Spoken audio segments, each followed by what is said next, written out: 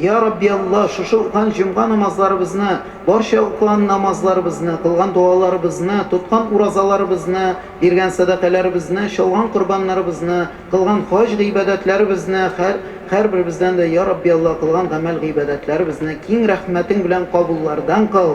Bizden devam etip kabirde yatışan Müslüman, Müslüme, mümin, mümine, ebi babalarımız, etiyenilerimiz, ir tuğanlarımız, kız tuğanlarımız, ruh şeriflerine eriştir. Onlarning barchasının da bilip bilmişe kılan günahların kişer, izgiliklerin arttır, kabirlerin nurlandır, sıravların jingillerden kıl, onlarning ruhların bizden şad kıl. Bizge o'zibizga şu dünyada yaşaganda qo'shganlarini o'tab tiyganlardan tiyilib yasharga, umr itirga nasib eyle. Rizqlarimizni, mollarimizni halal yo'llar bilan kasb itirga yordam et, rizqlarimizga, mollarimizga bereketlerini indir. Ko'ngillarimizga tinchlik, tanlarimizga sog'lik, salomatlik ber.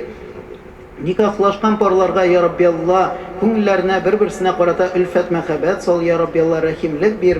Hamda Ya Rabbi Allah, bolalarımızga, unuqlarımızga tevfik hidayet bir. Merhametli, şefkatli, iyilikli, etiyenisin, ebi babasın hürmet etuşu bendelerden bulup, özünün dinini kuvvetlevşi bendelerden bulsalar idi.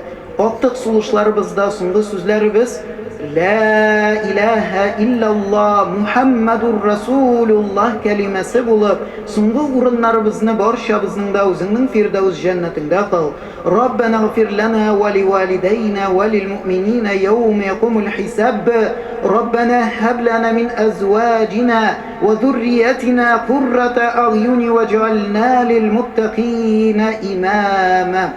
ربنا لا تزغ قلوبنا بعد إذ هديتنا وهب لنا من لدنك رحمة إنك أنت الوهاب ربنا آتنا في الدنيا حسنة وفي الآخرة حسنة وقنا عذاب النار برحمتك يا أرحم الراحمين آمين الله أكبر.